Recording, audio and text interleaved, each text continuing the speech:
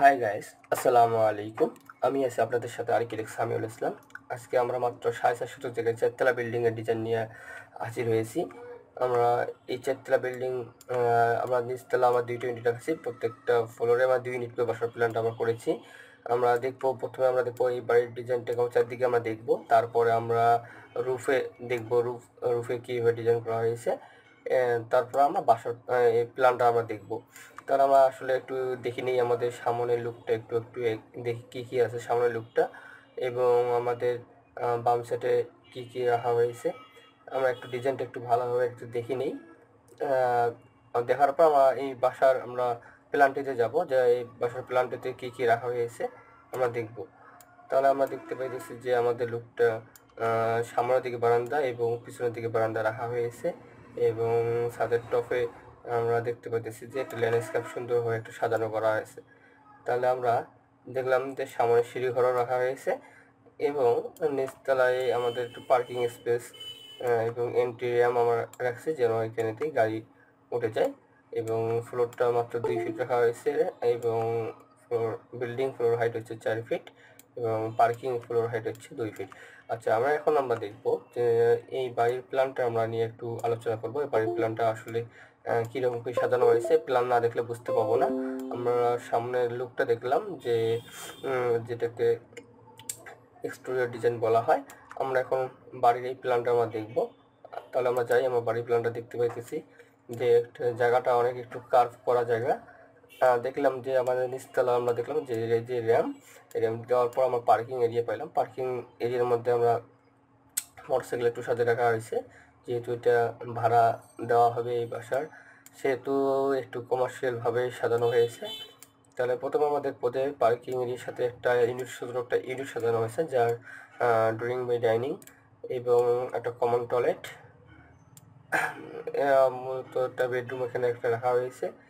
নিচতলায় আমাদের ছোট্ট একটা ইউনিট সাজানো হয়েছে, এবং আমরা দেখবো যে দ্বিতীয় ইউনিটে আমরা দেখতে পাচ্ছি যে 3টা বেডরুম আমরা সাজিয়ে রাখছি। 3টে বেডরুমের সাথে রাখা হয়েছে একটা মাস্টার বেডরুমের সাথে মাস্টার টয়লেট এবং বারান্দা আছে, এবং ড্রয়িং এবং ডাইনিংয়ের সাথে আছে কিচেন এবং একটা কমন টয়লেট, যা 2টা বেডরুমে এই টয়লেটটা ব্যবহার করবে, এবং এই বেডরুমের সাথে একটা বারান্দা রাখা হয়েছে। তাহলে আমাদের নিচতলা আমরা দেখলাম জায়গাটা, এবং আমরা টিপিক্যাল ফ্লোর, যেটাকে ফার্স্ট, সেকেন্ড এবং থার্ড ফ্লোর যেটা হবে, এই 3টে ফ্লোরে যেটা হবে একইভাবে এটা সাজানো হয়েছে, যে এই 3টে ফ্লোর সেম ক্যাটাগরিতে উঠে যাবে। তাহলে আমরা প্রথমে ফার্স্ট ফ্লোরে আসলাম। ফার্স্ট ফ্লোরে বা টিপিক্যাল ফ্লোর আমরা দেখতে পাচ্ছি যে প্রতিটা ইউনিটে আমরা পাচ্ছি 3টে করে বেডরুম পাচ্ছি। মোটামুটি 3টে বেডরুম পাইতেছি, এবং 2টে করে টয়লেট পাচ্ছি। পাশাপাশি আমরা পাচ্ছি যে ডাইনিং স্পেস এবং ড্রয়িংটা এদিকে রাখছে। প্রাকৃতিকভাবে এটা আলো বাতাস আমরা এই ইউনিটটাতে আমরা পাবো। এটা কৃত্রিমভাবে আলো বাতাস দিতে হবে, যেহেতু একটু কমার্শিয়াল চিন্তা ভাবনা করেছে, একটু জায়গা স্পেস নিয়ে অল্প জায়গার মধ্যে 3টে করে বেডরুম দেওয়ার পরে একটু জায়গাটা কম হয়ে গেছে। তাহলে আমরা পাইতেছি যে প্রত্যেকটা এই সামনের 3টে বেডরুমের সাথে 3টা বারান্দায় আছে। প্রতিটা এই ইউনিটে 2টে বারান্দা পাইছে, 2টে বেডরুমের সাথে। এই ইউনিটে আমরা একটা বেডরুমের সাথে একটা বারান্দা পাইছি। আবার এই ইউনিটটা মূলত 3টে বেডরুমের সাথেই বারান্দা পাওয়া গেছে, এবং কিচেনটা আমরা দেখতে পাচ্ছি কিচেনটা 6 ফিট বাই 11, মোটামুটি একটা বড়ই পাওয়া গেছে জায়গা অনুযায়ী।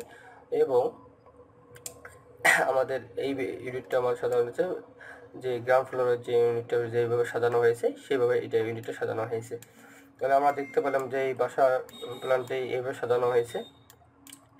আপনারা যদি চান তাহলে আপনাদের মতন করে আপনাদের বাড়ির জায়গা অনুযায়ী আপনারা এইভাবে সুন্দরভাবে ডিজাইন করে নিতে পারেন।